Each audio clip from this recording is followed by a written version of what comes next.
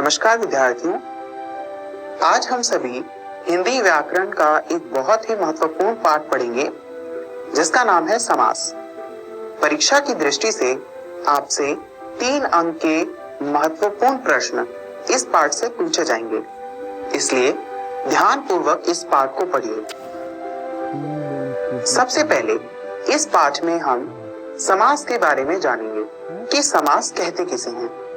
उसके बाद हम समास के भेदों के बारे में जानेंगे और उनपे कौन कौन सी प्रक्रिया प्रयोग की जाती है उसके बारे में भी चर्चा करेंगे। यह सब जानने के बाद हम समास के भेदों में क्या अंतर है इसका अध्ययन भी इस ही वीडियो में करेंगे।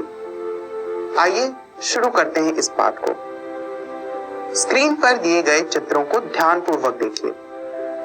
इन चित्रों के बारे में यदि आपको कुछ शब्द कहने के लिए कहा जाए तो आप क्या कहेंगे? हो सकता है कि पहले चित्र के लिए आप कहें कि यह चित्र राजा के पुत्र का है और दूसरे चित्र के बारे में यह कहें कि यह किसी 3 आंखों वाले व्यक्ति का चित्र है। किंतु क्या इसको और किसी सरल रूप से कहा जा सकता है? बिल्कुल, राजा के पुत्र को हम राजपुत्र कह सकते हैं और 3 आंखों वाले व्यक्ति को हम त्रिनेत्र कह सकते हैं। ध्यानपूर्वक देखिए, हमने उन पदों के समूह को सिर्फ एक पद से व्यक्त कर दिया। यही प्रक्रिया समास कहलाती है। इस प्रकार समास की परिभाषा क्या होगी? परिभाषा होगी अनेक पदों को मिलाकर एक पद बनाना ही समास कहलाता है। आइए अब हम इन परिभाषा में दिए गए कुछ शब्दों को ध्यानपूर्वक समझने का प्रयास करते हैं। सबसे पहले पद। याद है आपको परिभाषा में पद शब्द का प्रयोग हुआ था। पद वास्तव में वे शब्द होते हैं जिनका वाक्यों में प्रयोग कर लिया जाता है। यदि कोई शब्द वाक्य में नहीं है तो उसे हम शब्द कहेंगे और वही शब्द जब किसी वाक्य में प्रयोग हो जाएगा तो उसे पद कहेंगे। इस पूरे के पूरे पाठ में हम पद को 3 रूपों में देखेंगे। सबसे पहला पूर्व पद। आपको ध्यान है उदाहरण में 2 शब्दों का प्रयोग हुआ था। राजा का पुत्र यानी पहला पद राजा था और दूसरा पुत्र। तो पहले पद को हम पूर्व पद कहेंगे और दूसरे पद को हम उत्तर पद कहेंगे। अब प्रधान पद हम उस पद को कहेंगे जिसके आधार पर उस शब्द का अर्थ आएगा। उदाहरण के लिए राजा का पुत्र ही देखिए। यहाँ पर किसके बारे में बताया जा रहा है? पुत्र के बारे में कि वह राजा का है। तो अर्थात यहाँ पर उत्तर पद यानी दूसरा पद प्रधान पद होगा क्योंकि उसी का अर्थ प्रधान है। विद्यार्थियों, जब इन पदों को आपस में मिलाकर एक पद बना दिया जाता है तो उसे हम समस्त पद कहते हैं। जैसे राजा का पुत्र मिलकर क्या बनता है? बिल्कुल सही, राजपुत्र। और राजपुत्र को हम समस्त पद कहते हैं। किंतु कभी कभी परीक्षा में हमें इसे अलग अलग लिखने के प्रश्न भी पूछे जाते हैं।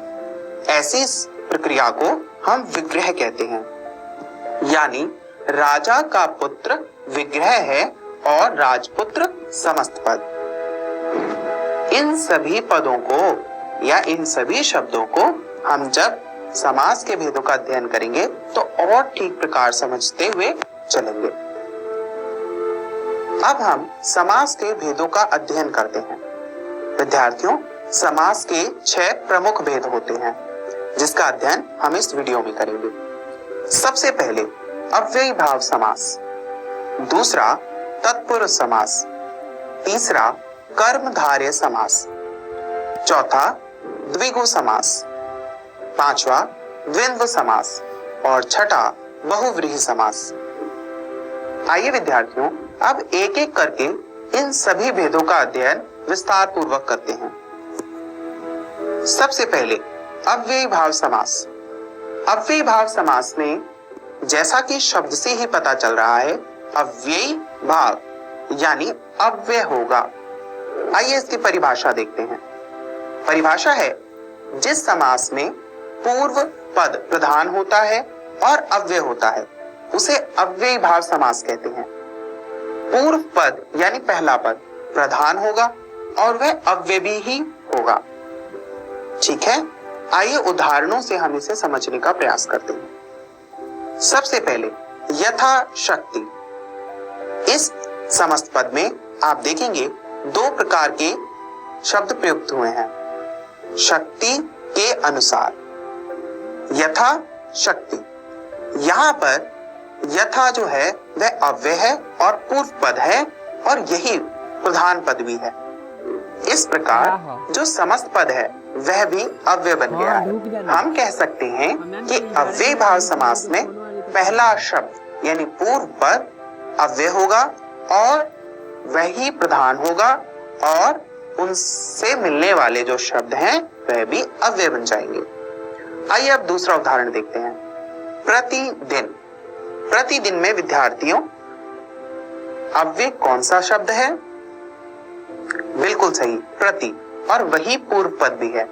यहाँ पर आप अव्यय भाव की सभी विशेषताएं रेखांकित कर सकते हैं। आइए अब समास के अगले भेद का अध्ययन करते हैं जो कि है तत्पुरुष समास।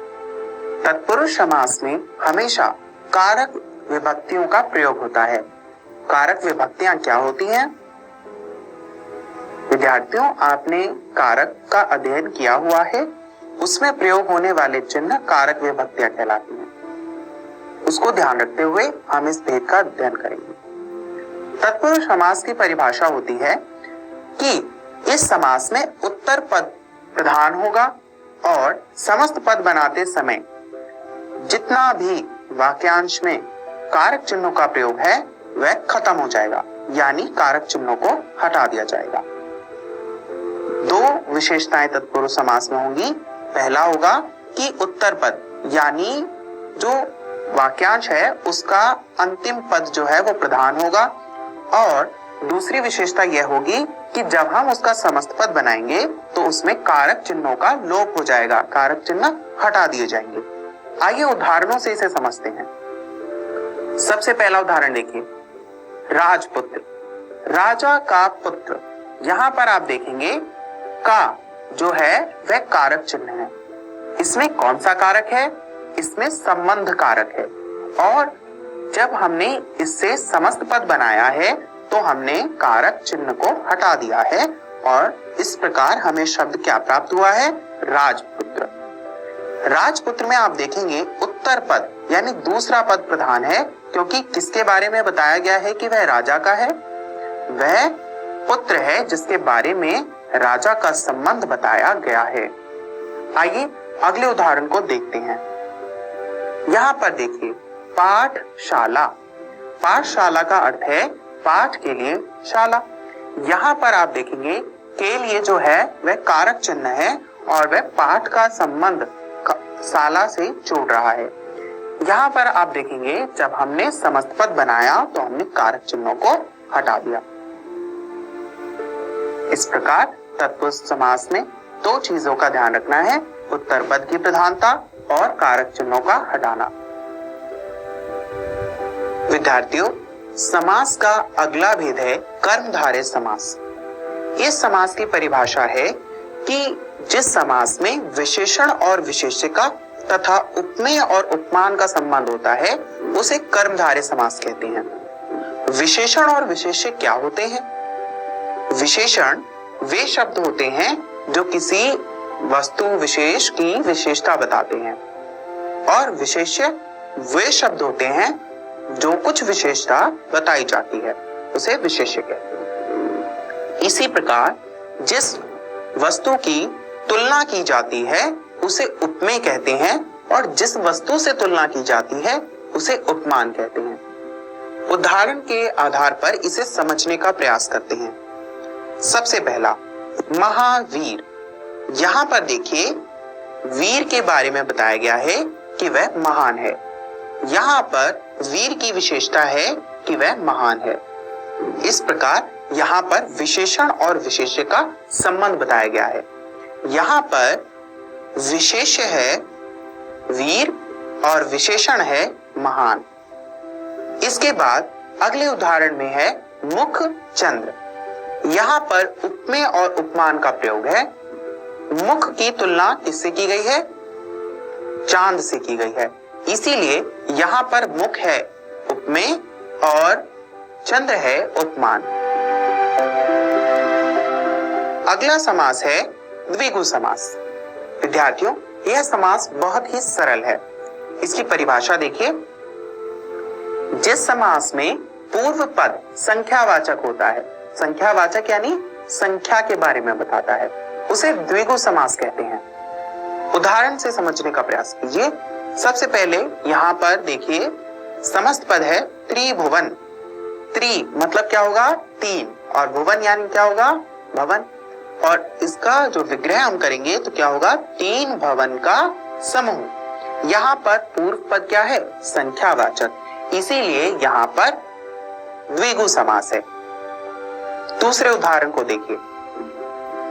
दूसरा उदाहरण है चतुर्मुख। यहाँ पर आप देखेंगे चतुर यानी चार और मुख यानी मुंह। अब यहाँ पर आप देखेंगे कि चतुर्मुख यानी इसमें पूर्व पद जो है वह संख्यावाचक है और इसका विग्रह होगा चार मुखों का समूह अर्थात चतुर्मुख। इस प्रकार द्विगु समास में विशेषता यह है कि पूर्व पद जो है वह संख्यावाचक होगा। अगला समास देखते हैं। अगला समास है द्वंद्व समास। द्वंद्व समास की परिभाषा है जिस समास में दोनों ही पद प्रधान होते हैं। ध्यानपूर्वक सुनिए। जिस समास में दोनों ही पद यानी पूर्व पद और उत्तर पद दोनों ही अर्थ की दृष्टि से प्रधान होंगे, उसे द्वंद्व समास कहते हैं। उदाहरण के लिए पिता पुत्र। यहाँ पर आप देखेंगे पिता पुत्र एक साथ प्रयोग हुआ है, तो पिता भी प्रधान है और पुत्र भी प्रधान है। यदि समस्त पद में से पिता हटा दिया जाए तो पुत्र सिर्फ पुत्र का ही अर्थ देगा, और यदि पुत्र को हटा दिया जाए तो पिता सिर्फ पिता का ही अर्थ देगा। तो अगर हम इसका विग्रह करेंगे तो उत्तर प्राप्त होगा पिता और पुत्र, यानी दोनों एक दूसरे को पूरा कर रहे हैं, पूरक हैं, अर्थात यहाँ पर द्वंद्व समास का प्रयोग हुआ है। दूसरे उदाहरण को देखिए। पाप और पुण्य। पिता पुत्र की तरह पाप और पुण्य भी एक दूसरे के पूरक हैं और एक दूसरे में अपने आप में स्वतंत्र भी हैं, और इसीलिए यहाँ पर द्वंद्व समास है क्योंकि दोनों ही पद अपने आप में प्रधान हैं। अगला भेद है बहुव्रीहि समास। बहुव्रीहि समास को ध्यानपूर्वक समझिए क्योंकि यह एक महत्वपूर्ण समास है। इसकी परिभाषा यह होती है कि जिस समास में कोई भी पद प्रधान नहीं होता, ध्यानपूर्वक, कोई भी पद प्रधान नहीं होगा और अर्थ समस्त पद से भिन्न निकलता है, उसे बहुवीर्य समास कहते हैं। उदाहरण के लिए यहाँ पर देखिए, लंबोदर। यहाँ पर ना तो लंब का अर्थ गणेश है और ना उदर का अर्थ गणेश है, और जो विग्रह है बड़ा हो पेट जिसका, किसका पेट बड़ा है? अर्थात भगवान गणेश का। तो यहाँ पर लंबोदर से अर्थ किसका है? गणेश का। तो ना तो यहाँ पर लंब ही प्रधान है और ना उदर ही प्रधान है, किंतु अर्थ जो है वो किसी और अर्थ में आ रहा है, किसी और संदर्भ में आ रहा है, इसीलिए यहाँ पर बहुव्रीहि समास है। अगला उदाहरण देखिए, पीतांबर। पीतांबर का अर्थ होता है, पीत का मतलब होता है पीला और अंबर का अर्थ होता है वस्त्र। अगर हम विग्रह करें तो इसका अर्थ होगा पीला वस्त्र, किंतु यहाँ पर हम देख रहे हैं कि जो विग्रह है करने पर उसका अर्थ आ रहा है कृष्ण, यानी पीतांबर से अर्थ है कृष्ण। पर ना तो पीले का अर्थ ही कृष्ण है और ना अंबर का अर्थ ही कृष्ण है, किंतु जब इनको साथ में लाया जा रहा है तो इसका अर्थ निकलता है कृष्ण। इस प्रकार न तो पूर्व पद प्रधान है और ना ही उत्तर पद प्रधान है, फिर भी समस्त पद जो है वह किसी अन्य अर्थ का बोध करा रहा है, इसलिए यहाँ पर बहुव्रीहि समास है। आइए विद्यार्थियों, अब हम इन समासों में अंतर स्पष्ट करते हैं। सबसे पहले पीतांबर। पीतांबर को हम दो संदर्भों में देख सकते हैं। सबसे पहला, पीतांबर का अर्थ है पीला है जो वस्त्र, क्योंकि पीत का अर्थ होता है पीला और अंबर का अर्थ होता है वस्त्र। और दूसरा है पीले हैं वस्त्र जिसके, अर्थात कृष्ण। यानी पीतांबर के दो अर्थ निकल रहे हैं, सबसे पहला पीला वस्त्र और दूसरा कृष्ण। इस प्रकार इसमें दो समास बताए जाएंगे। जब विग्रह होगा पीला वस्त्र, क्योंकि यहाँ पर वस्त्र की विशेषता बताई जा रही है कि वह पीला है, और विशेषता कर्मधारय समास में बताई जाती है। इसीलिए अगर विग्रह पद दिया गया है पीला वस्त्र, तो वहां पर पीतांबर का समास होगा कर्मधारय। जहां पर पीतांबर का विग्रह यह बताया गया है कि पीले हैं वस्त्र जिसके, अर्थात कृष्ण, वहां पर बहुव्रीहि समास होगा, क्योंकि न तो पीले का अर्थ कृष्ण होता है और ना ही अंबर का अर्थ कृष्ण होता है। अब अगला उदाहरण देखते हैं। चतुर्मुख। चतुर्मुख का अर्थ होगा चार मुखों का समूह। वहीं चार मुख ब्रह्मा जी को भी कहते हैं, अर्थात चार मुख है जिसके, अर्थात ब्रह्मा। किंतु यहाँ पर पूर्व पद संख्यावाचक है, इसीलिए हम यहाँ पर द्विगु समास कहेंगे। किंतु इसमें तो बहुव्रीहि समास का भी गुण है, क्योंकि चतुर्मुख का अर्थ ब्रह्मा है। इस प्रकार यदि विग्रह में आपको कहा जाए कि चतुर्मुख का विग्रह यदि चार मुखों का समूह दिया जाए तो उस स्थिति में द्विगु समास होगा, और यदि चतुर्मुख का विग्रह आपको चार मुख हैं जिसके, अर्थात ब्रह्मा दिया जाए तो वहां पर बहुव्रीहि समास होगा। यानी आपको ध्यान पूर्वक कर्मधारय, द्विगु और बहुव्रीहि समास को समझना है। विद्यार्थियों, इस पाठ में हमने समास के बारे में जाना कि समास कहते किसे हैं। हमने जाना कि दो या दो से अधिक शब्दों के मेल को समास कहते हैं। समास के 6 भेद होते हैं और उन भेदों को हमने समझा। इसके बाद हमने उनके भेदों के बारे में जाना कि कौन से भेद में कौन सा पद प्रधान होता है और किसमें कौन से नियम का प्रयोग होता है। फिर हमने उन समासों में अंतर स्पष्ट भी किया। हमने जाना कि बहुव्रीहि समास और कर्मधारय समास में अंतर होता है, और द्विगु समास और बहुव्रीहि समास में भी अंतर होता है। विद्यार्थियों, आप ऐसे बहुत से समस्त पदों और विग्रह पदों पर प्रयास करके समास का निरंतर प्रयास करते रहिए। ध्यान रखिए कि परीक्षा में आपको 3 अंक के प्रश्न समास में से पूछे जाएंगे। मुझे आशा है आपको यह पाठ पूरी तरह समझ में आ गया होगा।